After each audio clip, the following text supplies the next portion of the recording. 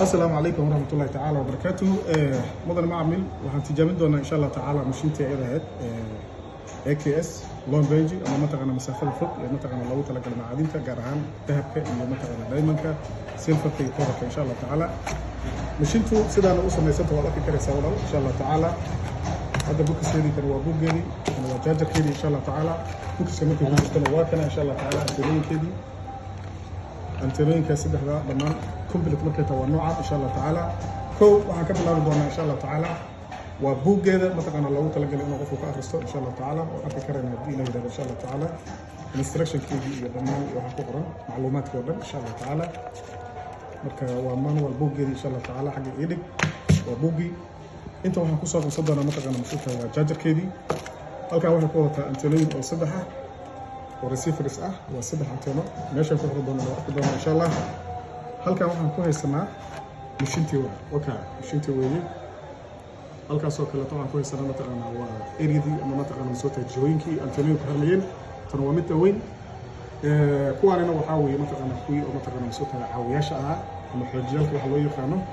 halkanina waa handlekii ama gacankii la qabsanayay. sidaan baan u qabsan doonaa insha Allah tacaala. sidaan baan u qabsan doonaa shaqadii marka anaga ku shaqeynayna u tagi doonaa haddii la yidhahdo insha Allah tacaala. halkan waxay ka kooban tahay ama ku yaala waa on iyo off ama meeshii laga daminayay ama laga baktiinay ama ileeshadii insha Allah tacaala. sidaas oo kaleetana waxyaabaha mataqaana masuulka ay baaritaanka ku samayn karto oo kale oo target ku ah ayaa ku qoran. waxaan ku aragnaa halkan silver, copper, diamond, gold iyo dahabkii iyo ama diamond ama silver ama macaadan ama mataqaana macaas waxa la yidhahdo ayay sheegi karaysaa insha Allah tacaala. taas waa taa.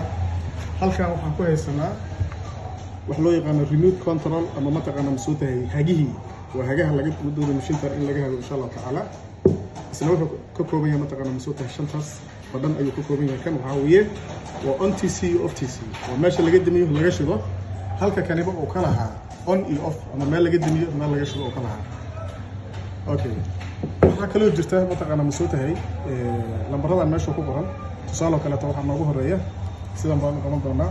copper baa ku xiga ayaa ugu horeeya, silver baa ayaa ku xiga, gold ayaa ku xiga oo dahabkii ah, diamondna waa naqaanaa waa macaadinta mataqaana dhagaxaanta ama mataqaana masuultahay wax loo yaqaano gemstoonka midka ugu wanaagsan ayaa la yidhahdaa diamond. marka intaas ayay mashiinta mataqaana waxaa ka shaqayn doontaa. hadda tijaabadii baan samayn doonaa iyo qaabka u shaqayn doonta insha Allah tacaala. waxaan bilaabaynaa marka inaan xirno kow antenooyinka insha Allah tacaala.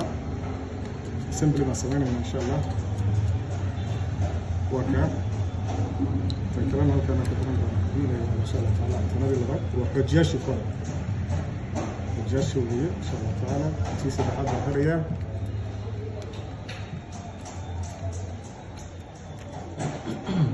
وينوحر انتهي waxaan geli doonaa marka insha Allah tacaala shaqadii tanooyinka marka waxaan u laabi doonaa jihadan haddii la yidhahdo insha Allah tacaala. sidaas baan ka dhigi doonaa walaal aan usoo laabi doonaa ila soco macnaha inay wax qabataan rabaa soo ma sida loogu talagalay sida